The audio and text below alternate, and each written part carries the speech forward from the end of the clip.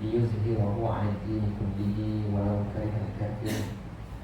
أشهد أن لا إله إلا الله وحده لا شريك له وأشهد أن محمدا عبده ورسوله. سبحانك لا علم لنا إلا ما علمتنا إنك أنت العليم الحكيم. لا حول ولا قوة إلا بالله العلي العظيم. Berbahagia Imam Bilal dan juga Nasiab, pengurusi dan kuasa, tuan-tuan muslimat rahimahullah. Inilah ilmu sekali lagi yang kita pada malam untuk menyambung bacaan kitab kita, kitab Qulubul Muslim. Dan kita dah masuk dalam bab ikhlas.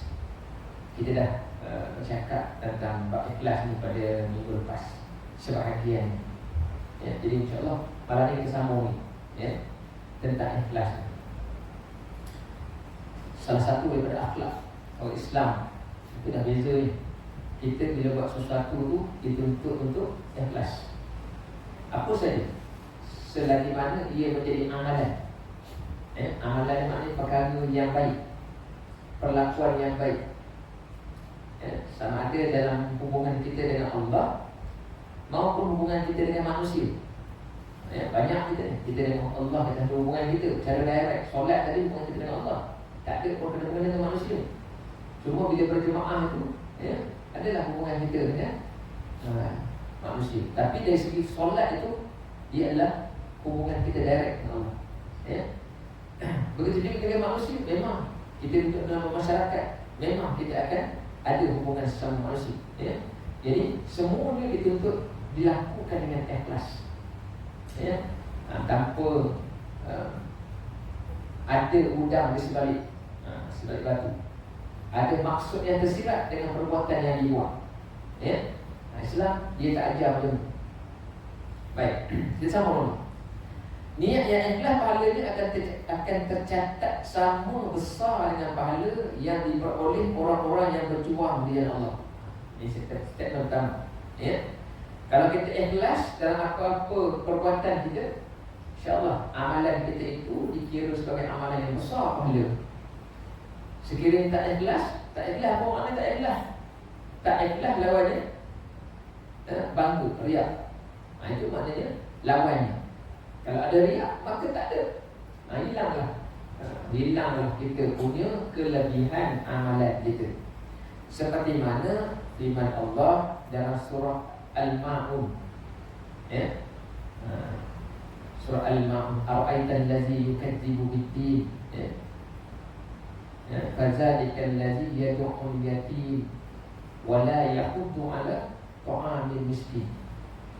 Fawaidul lil musallin. Dalam bab siapa dia orang yang mendustakan agama, Allah kata. Tahu tak siapa dia orang yang berdusta dalam agama? Ara'aital ladzi yukadzibu bid-din. Kamu tahu tak siapa dia orang yang digelar pendusta agama, berdusta dengan agama? Bukan orang lain, dari kalangan kita je, silsilah kita. Siapa dia dikatakan berdusta? Beragama tapi berdusta. Dalam tu ayat tu Allah sebut antara orang yang bersikap buruk dengan anak yatim, yang tidak menyayangi anak yatim. Salah satunya Allah sebut fawailul lil musallin. Allah sediakan neraka wil. Fawailul lil musallin allazina hum an salatihim sahun allazina hum yura'un wa yamna'un al-ma'un. Ini kategori orang yang berdusta. Siapa dia? Antaranya ialah orang yang Allah kata fawailul lil musallin, iaitu kecelakaan ataupun salah satu nama neraka dan neraka wil, bagi orang-orang yang solat. Tempat yang buruk. Allah sediakan tempat yang buruk untuk orang yang solat. Patutnya kalau kita ni solat dapat tempat yang baik. Kita solat nak apa? Nak surga. Adakah kita ni datang solat nak neraka? Nak yang buruk? Tak ada. Kita solat ni, kita buat jaga solat ni. Kenapa? Sebab kita nakkan kebahagiaan, iaitu syurga yang Allah janjikan. Tapi Allah kata Allah sediakan tempat yang celaka, tempat yang buruk ataupun neraka wil bagi orang yang solat. Malamlah kalau Kalau kita solat tapi dapat tempat yang sepatutnya kita tak pergi, ya. Macam mana solat yang dikatakan tu?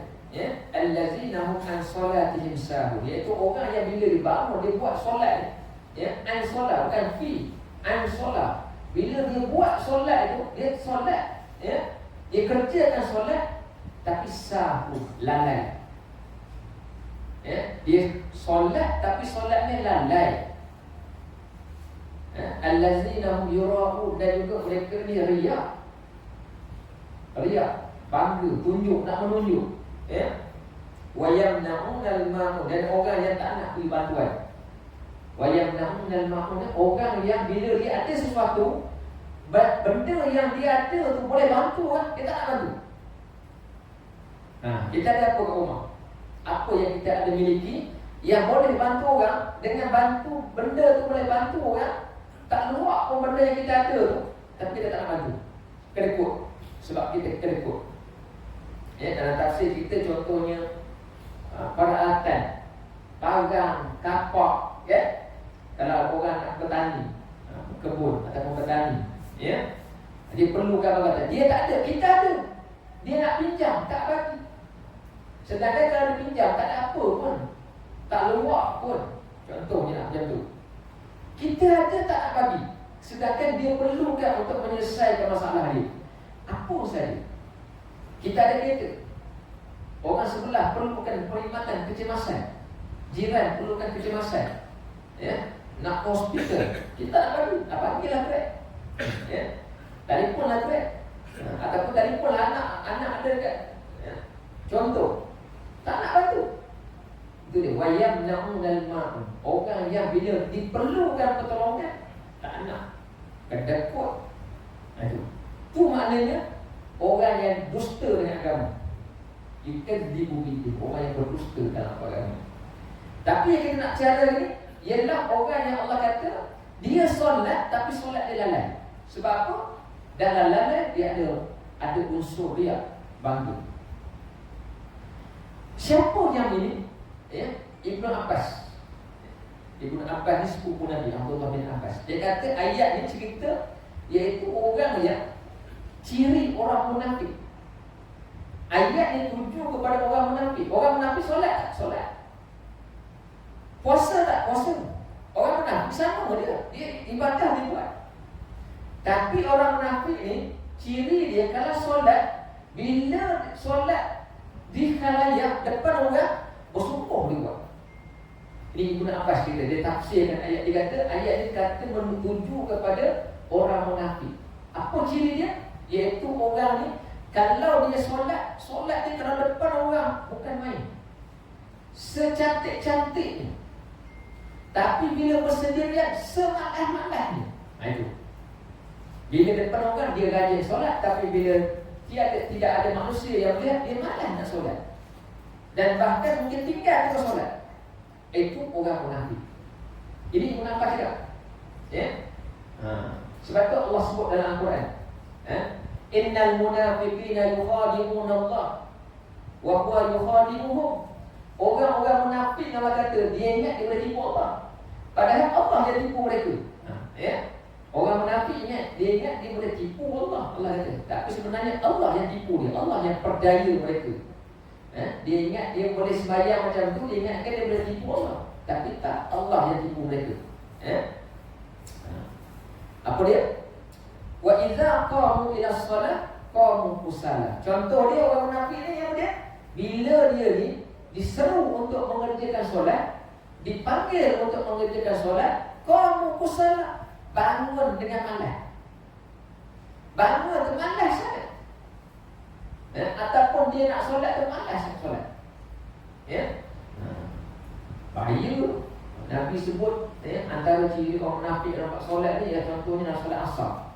Satu-satu Nabi cerita keadaan dia, orang munafik ni nak tahu kita ni ada tak ke tak, kita tengok ada tak kita ni. Contoh solat asar, dia lengah-lengah solat asar.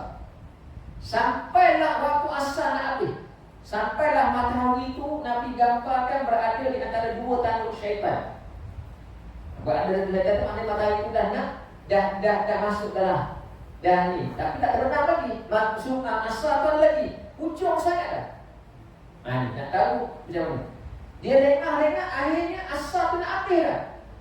Bila asal nak habis, maka dia pun sembahyang dengan tergesa-gesa. Ya, sembahyang pun dia tak ada dah. Sembahyang tu bukan melaju, tamak ninah pun dah habis semua. Dia sembahyang pun tak ingat Allah. Dia ingat sikit je Nabi kata. Kalau dia ingat pun sikit je. Takbir Allah Akbar ingat. Lepas tu rukuk. Itu contoh. Ya, perbuatan-perbuatan ni ada tak kat kita? Ada. Boleh jadi. Ya, kalau ada, kena singkirkan. Kena apa? Remove dia. Buang dia. Ya, jangan ada. Ya, itu dia.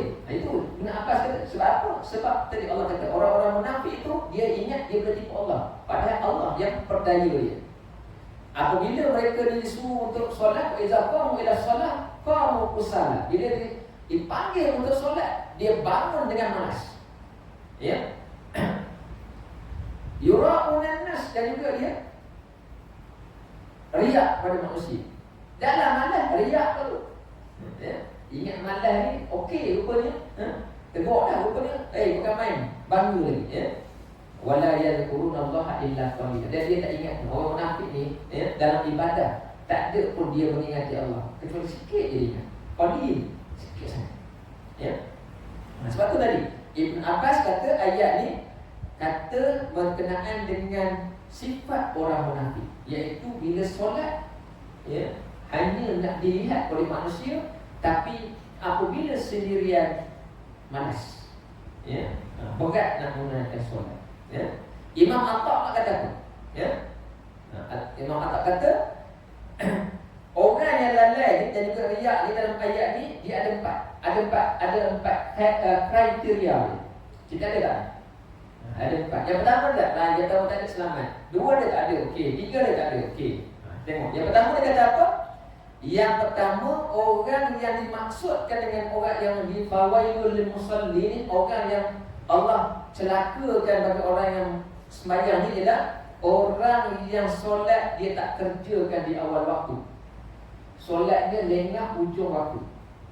Contoh satu. Yang pertama, ya, orang yang dimaksudkan ini ialah dia solat di ujung, bukan buat awal. Tuan-tuan buat awal. Sebab tu datang berjemaah, ya. Maknanya kita awal. Bukannya nanti dah nak isyak. 3 minit, 5 minit lagi nak isyak, baru kita selesaikan. Ya.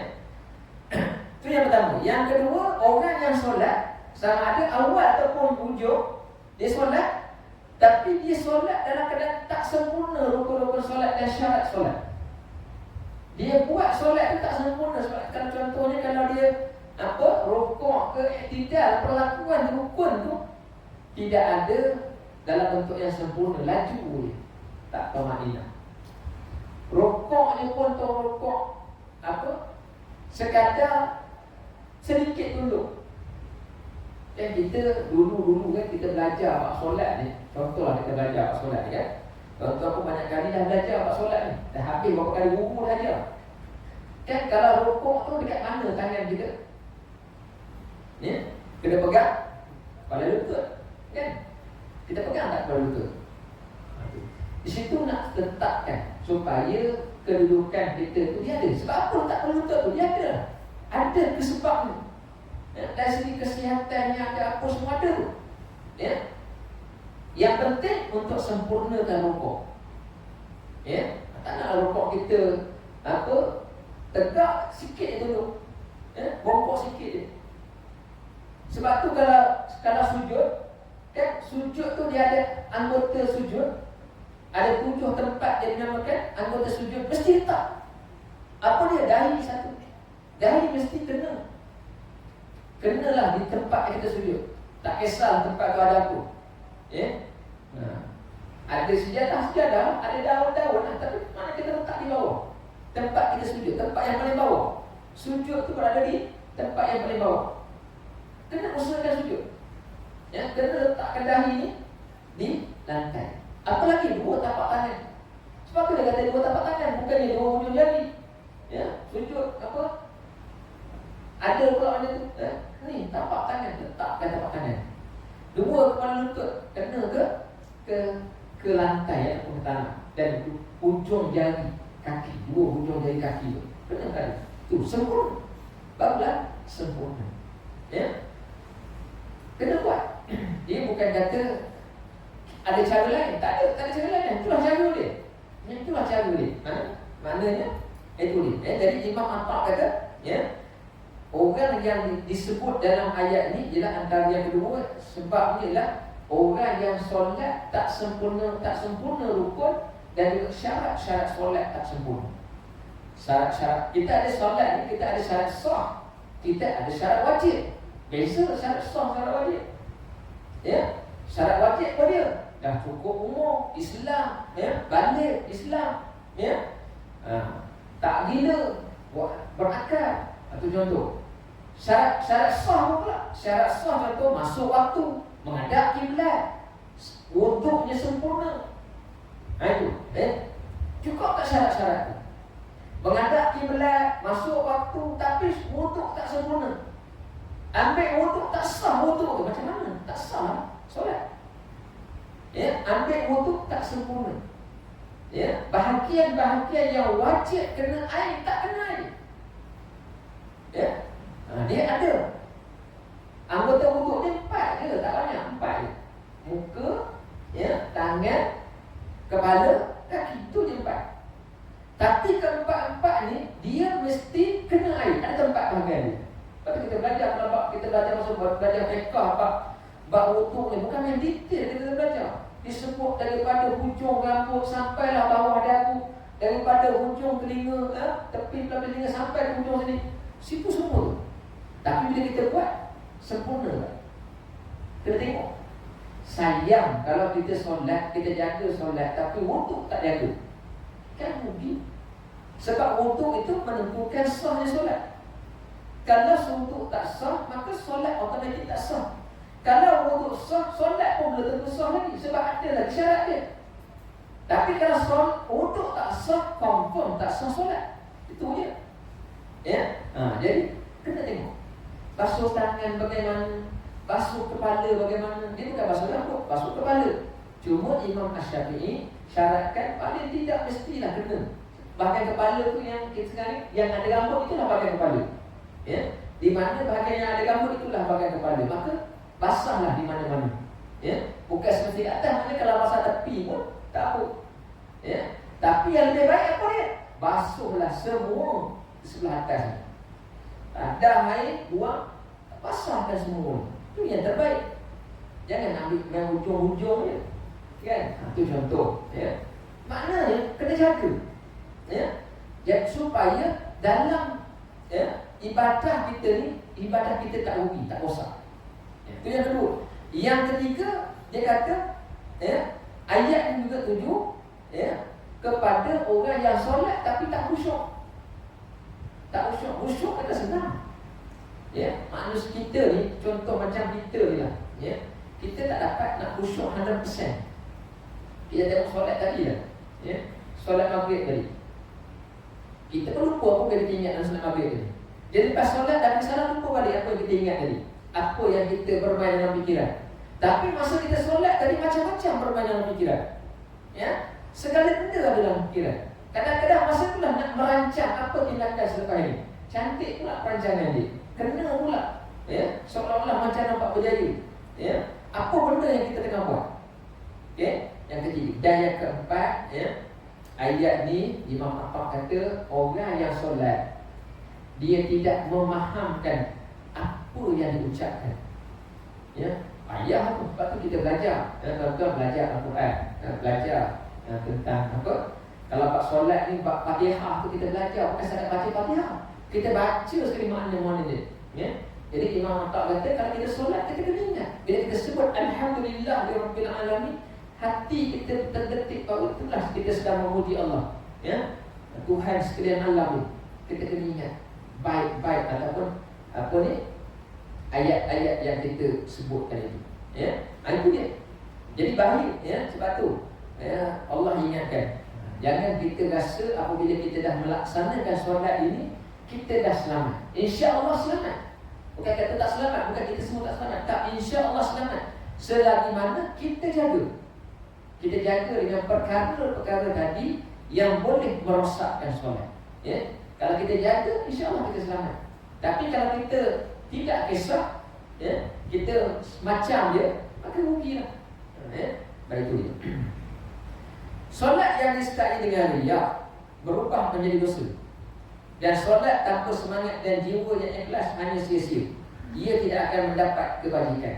Ya. Seperti mana firman Allah, ya ayyuhallazina amanu la tubtilu shadaqatikum bil manni wal adha kalladzi yunfiqu malahu ria'an nas wa la yu'minu billahi wal yawmil akhir famasaluhu kamathali safwan 'alaihi turabun fa asabahu wabilun fatarakahu salda la yaqdiruna 'ala syai'in mimma kasabu. Wahai orang yang beriman, jangan engkau rosakkan, jangan kamu rosakkan sedekah kamu dengan perkataan membangkit-bangkit ataupun mengungkit-ungkit. Ya.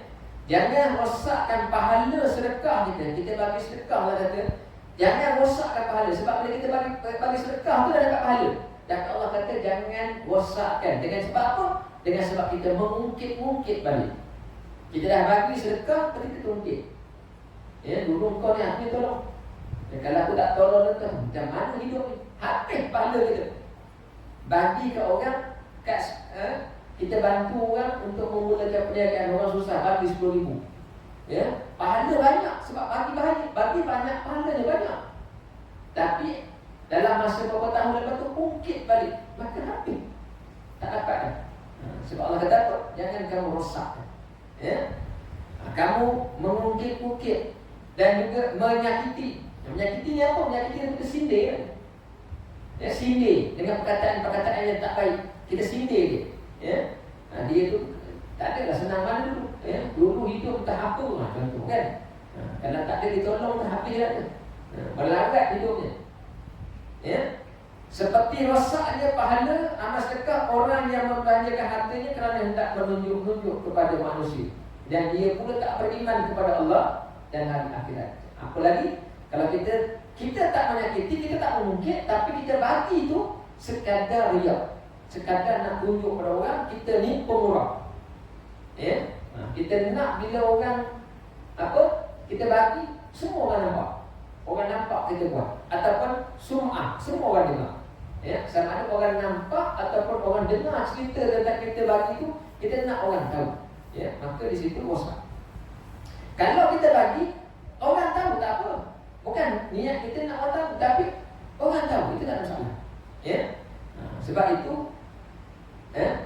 dia bukan sebab kita riak kan. Kita memang bagi, tapi cerita itu tersebar, maka itu lain.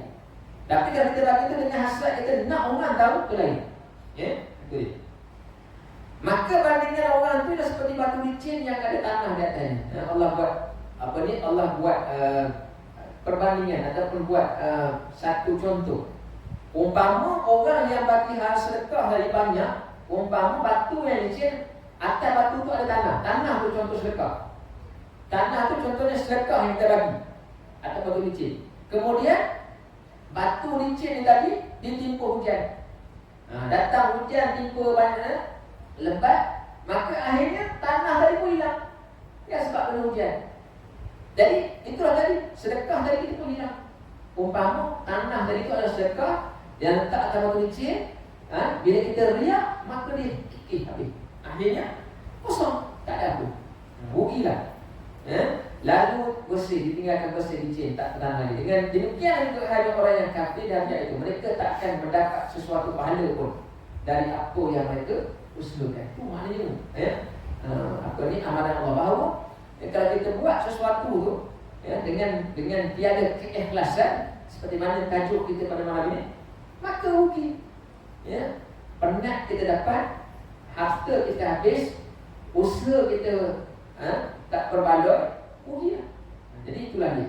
Jadi sebab itu tingginya nilai keikhlasan dan betapa banyak berkat ni. Sebab tu kena jaga. Ikhlas tu di mana? Di hati. Dia kena rasakan di hati. Ya, dan dibuktikan dengan tindakan.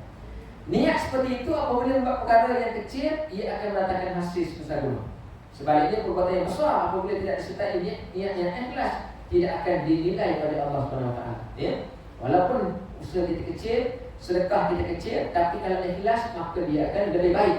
Dia lebih bernilai daripada sedekah yang besar tapi tidak ikhlas. Ya, beza dia. Ya. Sabda Nabi SAW, akhlis dinaka yakfikal amal al-qalil.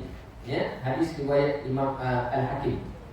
Ikhlaskan agamamu, engkau cukup dengan amal yang sedikit. Ya, kalau kita melaksanakan tuntutan agama ini dengan ikhlas dan juga kita buat amal kita tak banyak. Kita masa ni pun tak banyak amal kita sekarang ni. Kita pada hari ni tak banyak pun amal kita. Habis-habis pun kita buat solat ba'diyah, qabliyah. Kan? Solat-solat sunat lain payah kita buat. Apa solat sunat kita banyak kita buat? Tak ada. Sikit dah, kita memang dah sedikit dah. Kalau yang sedikit ni, kalau nak kira, tak tampung dengan nikmat yang Allah beri. Tapi dia akan jadi berbaloi sekiranya kita ni melaksanakan dengan ikhlas. Maka di situ dapat menampung. Tapi kalau sedikit kita buat sekarang ni, ya, tapi tidak dengan ikhlas, maka rugilah. Ya, betul Nabi kata, kamu dalam agama, kamu nak melaksanakan amalan agama ni, kamu ikhlas, kamu buat sikit pun tak apa. Ya, kita buat sikit pun tak apa. Tingkat keikhlasan yang terdapat dalam diri manusia hanya Allah sahaja yang tahu. Penampilan seseorang bukanlah sesuatu yang mendatangkan keredaan Allah. Allah SWT akan menerima amal baik hamba-Nya yang dilakukan dengan hati yang ikhlas atau perbuatan baik yang diniatkan semata-mata untuk mendekatkan diri kepada-Nya. Ya, Allah yang tahu, kita tak tahu. Ya, kita tak tahu hati orang. Kita tahu diri kita. Yang tahu kita dan juga Allah. Isteri kita yang sebelah kita pun tak tahu kita ni ikhlas ke tak ikhlas. Ya, manusia lain tak tahu. Kita dan Allah yang tahu. Dan Allah yang tahu, yang tentukan kita punya ikhlas tinggi mana, sebaik mana, ya, sesempurna mana ikhlas kita ni. Ya, jadi sebab itu kita kena jaga. Sebab itulah dalam kita beramal, melaksanakan amalan ini, apa saja amalan kita buat, kita buatlah, kita niatlah dengan sebaik-baiknya. Ya, kita jaga hati kita, timbul rasa nak menunjuk-nunjuk, buang. Kita boleh latih diri kita. Timbul rasa nak cerita ke orang, berhenti. Ya, nak cerita ke orang. Saya baru ni contoh, saya lepas di Ramadan yang tadi, masuk je hari kedua, saya terus puasa 6. Saya terus puasa 6. Beraya ke-7, saya dah habis dah puasa 6. Beraya ke-8, raya kan sekali lagi. Habis pahala. Sebab apa? Kita cerita kat orang untuk kemegahan kita. Untuk apa? Bangga. Penat dapat tadi pahala puasa. Kalau sekarang ni kan, kalau zaman sekarang ni, orang tak bercerita mulut. Orang bercerita kan media sosial. Dalam FB, berbuka hari ke-6, dia kata esok raya. Habis. Betul ke kita cerita tu tak lihat? Jamin ke kita cerita tu kita tak ada langsung suria, sekadar nak beritahu orang? Boleh ke? Tak ada. Tak boleh. Sebab tu sekarang ni, kalau ada rasa nak cerita ke orang, berhenti, tahan diri. Kita kena tahan. Kalau kita cerita, kita kena ingat, kalau kita cerita saja, maka kita dah rosakkan, ibadah yang kita buat. Ya? Sebanyak mana kita buat ibadah, ya, sebanyak mana ataupun sebaik mana, ya, maka jagalah. Biarlah ibadah itu Allah yang beri penilaian dan juga Allah beri pahala yang terbaik untuk kita. Kalau tidak rugi. Ya. Sabda Nabi lagi, innallaha yanzuru ila ajsamikum wala ila suwarikum walakin yanzuru ila qulubikum wa a'malikum. Allah tidak melihat kepada tubuh kita. Allah tidak melihat fizikal kita. Fizikal kita ni macam mana? Tegak, ya? Sasa, cantik, ya? Dan juga Allah tidak melihat kepada bentuk kita. Allah tak tengok kita ni cantik ke orangnya, ya? Sempurna ke, hebat macam mana. Allah tak pandang semua, ya? Tetapi Allah melihat kepada apa? Allah melihat yanzuru ila qulubikum, hati kita, dan juga amalan kita, wa a'malikum. Ya, Allah hanya pandang hati kita dan amal soleh yang kita buat. Amal soleh kita tadi kita buat, Allah tengok hati kita macam mana. Kalau hati kita buat itu memang dengan ikhlas, maka Allah tengok. Tapi kalau kita buat dengan tidak ikhlas, maka Allah tolak. Senang dia bagi Allah. Ya, kita buat dengan penat, ya, kemudian buat dengan ikhlas, Allah ambil terima. Tapi kalau kita buat dengan menunjuk-nunjuk tidak ikhlas, maka Allah tolak ke tepi. Ya, kita lah yang rugi. Sabda Nabi lagi, idza kana yaumul qiyamah ji'a bid dunya fayumayyizu minha ma kana lillah wa ma kana li ghairillah wa hiya bihi fi nar jahannam. Pada hari kiamat Allah Subhanahu wa taala akan mengisahkan soal keduniaan yang benar-benar tertuju kepadanya. Ya. Hari kiamat Nabi kata Allah akan tengok urusan kita hari dunia ni.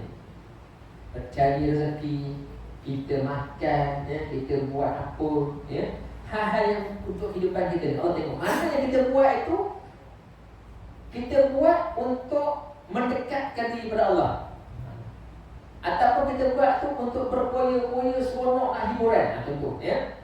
Jadi mana yang benar kita buat itu semata-mata nak mendekatkan diri kepada Allah, maka Allah ambil.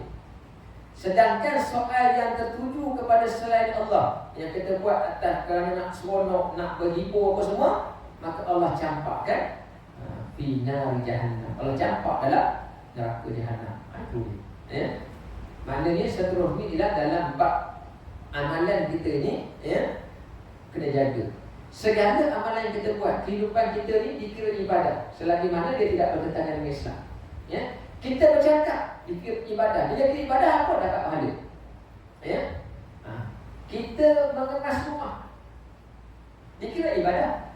Ya, sebab dia adalah amalan yang baik, disuruh. Ya. Apa lagi?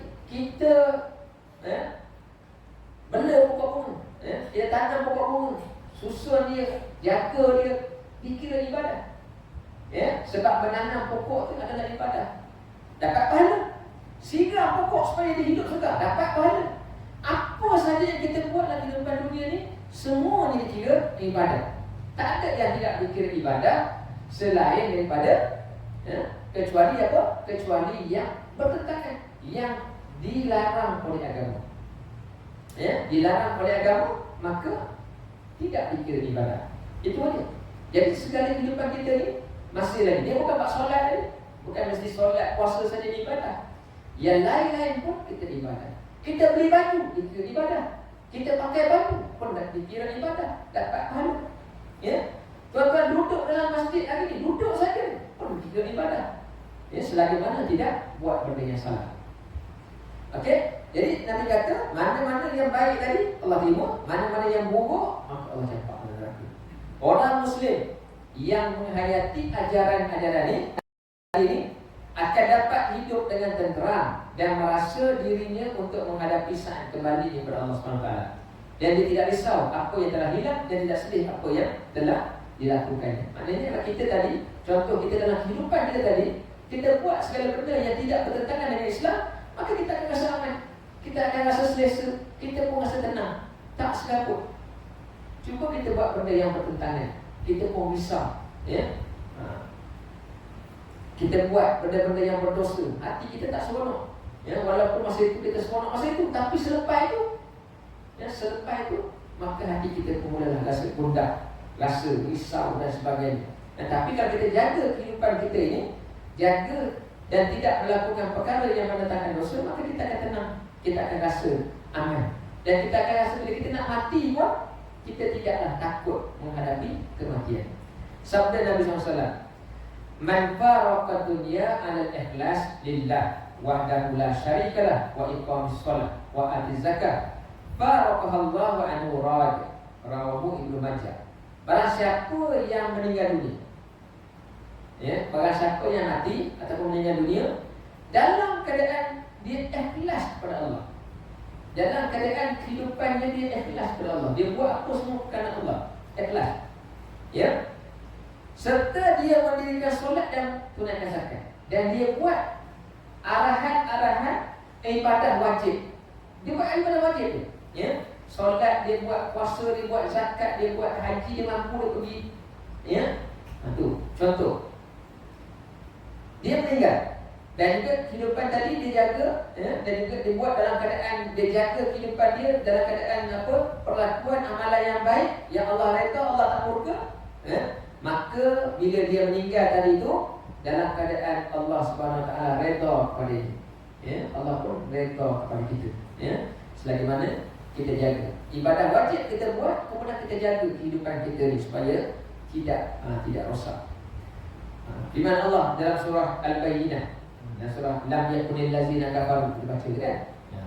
Apa dia? Wa ma umiru illa liya'budullaha mukhlishina lahud-din hunafa wa yuqimus shalah wa yutuz zakah wa dzalika dinul qayyim. Ya, dan tidak diperintahkan melainkan supaya menyembah Allah dengan mengikhlaskan ibadah kepada-Nya. Ya, lagi tetap teguh di atas tauhid, supaya mereka mendirikan solat serta memberi zakat, dan yang itulah agama yang benar. Kita ni tak diperintahkan. Allah kata kita ni tak perintah benda lain. Allah tak perintah kita buat benda lain.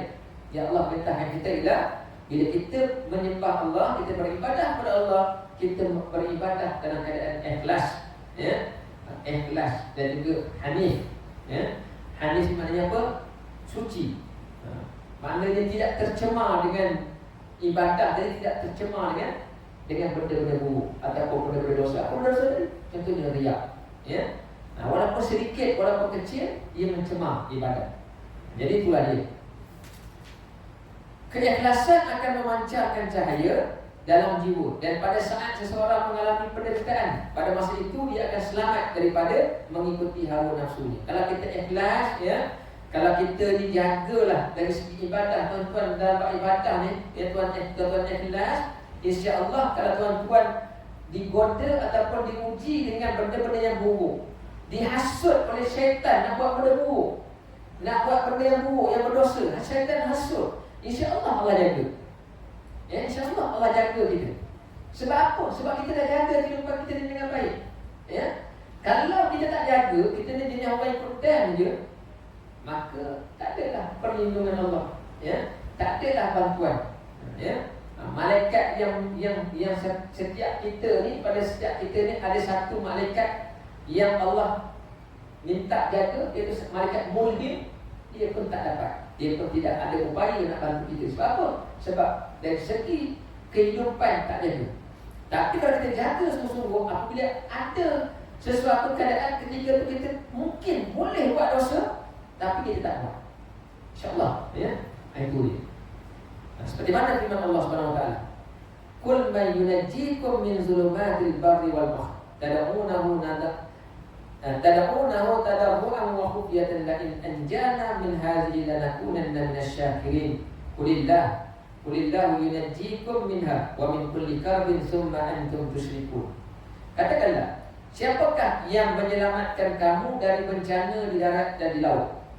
Ketika kamu berdoa merajuk kepada Allah dengan merendah diri dan secara tersembunyi dengan berkata, demi sesungguhnya jika Allah selamatkan kami dari bencana ini, nescaya menjadilah kami dari orang-orang yang bersyukur. Katakanlah, Allah jualah yang menyelamatkan kamu dari bencana itu dan dari segala jenis kesusahan. Dalam ayat itu, kamu masih mempersekutukan Allah dengan sesuatu yang lain.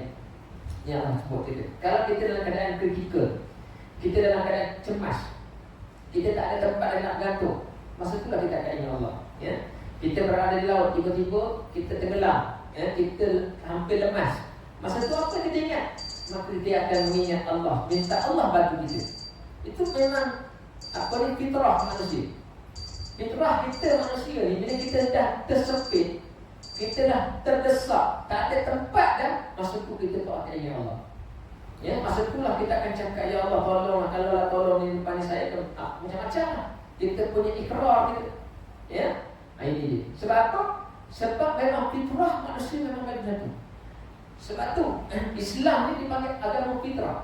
Islam ni agama fitrah, maknanya agama lain tetap walau macam mana pun dia menolak Islam, tapi fitrah dia tetap akan kembali. Dia akan tetap rasa bahawa kepada Islam itu. Ya. Sebab tu kalau kita tengok kajian, banyak cerita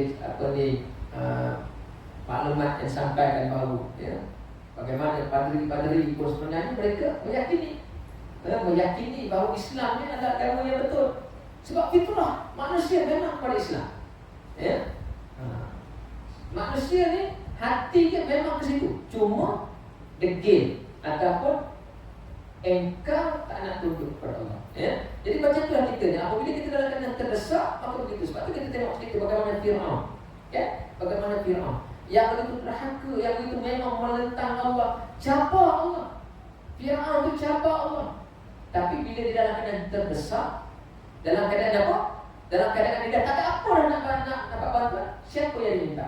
Tetap dia minta bantuan kepada Tuhan, kepada Nabi Musa sahaja, Allah.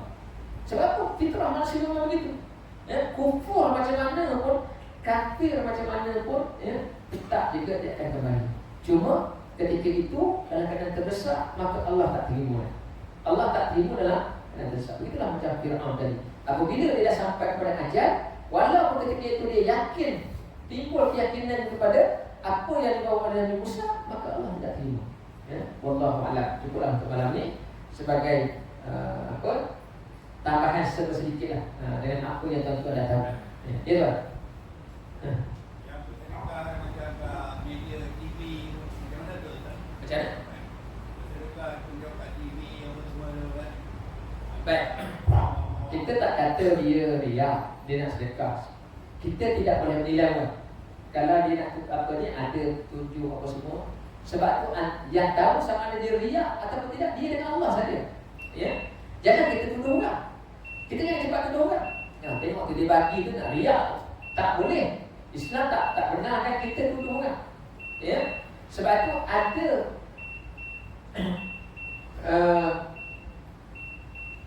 saya ingat ayat Quran, saya sebut satu cerita. Allah sebut tentang manusia. Satu lah, saya ikut tak ingat.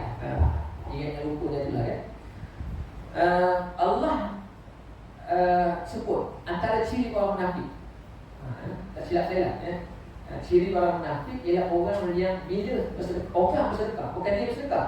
Bila orang bersedekah, ya, orang bersedekah banyak, dia kata orang tu riak. Ya, ini ciri orang munafik. Orang bersedekah banyak, dia tengok orang bersedekah banyak, dia kata orang tu riak. Bila orang bersedekah sedikit, dia kata orang tu kedekut. Tak ada apa-apa, ni sedikit, RM1 masa tampung masjid lalu RM1. Ini tak ada tak memberi kesan pun dengan sumbangan dia tu. Ya, hina, dia cela. Faham tak? Maknanya kita jangan sebut orang. Ya.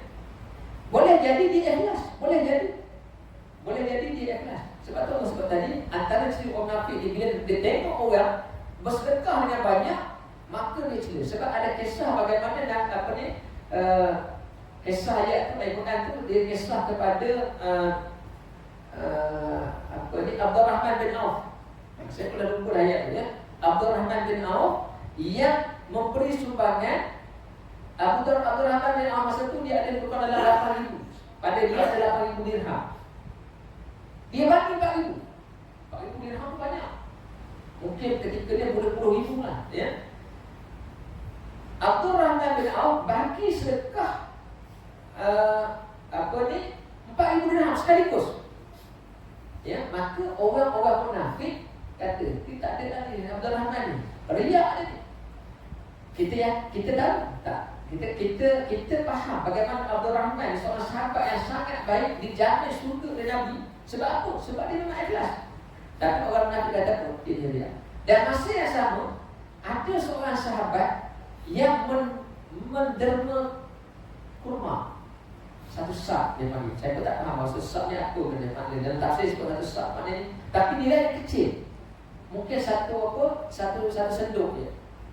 Bagi semuanya dalam bentuk satu sudu ke satu senduk kurma. Maka orang munafik kata, "Elah banyak tu dia sumbang." Contohlah macam kata kita lah, "Banyak tu dia sumbang, apa benda lah nilainya?"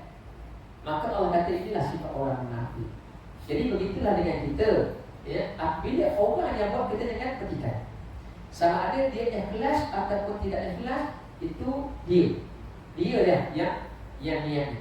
Jadi Apabila kita nampak, maka tetap kita menerima sumbangan ini. Walaupun dia tunjuk, dia ada aku semua, itu bukan kita yang nilai. Yang kita nampak, zahirnya dia bagi untuk bantuan, maka itulah yang dibagi. Mudah-mudahan dia ikhlas dan dia bantuan dia itu manfaat kepada kita dan juga manfaat pada dia. Contoh Allah Taala, sekadar ni lah untuk persoalan yang dikemukakan. A'udzubillahi minasyaitonir rajim. Bismillahirrahmanirrahim. Alhamdulillahirabbil alamin. Wassalatu wassalamu ala asyrafil anbiya'i wal mursalin wa ala alihi wa ashabihi ajma'in. Ya muallim Ibrahim al-hikmata 'allimna, ya mufahhim Sulaiman fahimna. Wa fahamnaha Sulaiman wa kullan atainahu hukman wa 'ilma. Wa sakharna ma'a Daud al-jibala yusabbihna wa at-tayra wa kunna fa'ilin. Ya Rabb Sulaiman wa ya Rabb Ibrahim wa ya Rabb Musa wa Isa wa ya Rabb Muhammad sallallahu alaihi wasallam. Akhrijna min zulumatil jahli wan nisyan bi rahmatika ya arhamar rahimin. Allahumma zidna ilma warzuqna fahma bi rahmatika ya arhamar rahimin. Allahumma rzuqna fahman nabiyyin wa hifzal mursalin bi rahmatika ya arhamar rahimin. Walhamdulillahi rabbil alamin. Subhanakallahumma wa bihamdika أشهد أن لا إله إلا أنت أستغفرك وأتوب إليك. بسم الله الرحمن الرحيم. والعصر إن الإنسان لفي خسر إلا الذين آمنوا وعملوا الصالحات وتواصوا بالحق وتواصوا بالصبر. السلام عليكم ورحمة الله وبركاته.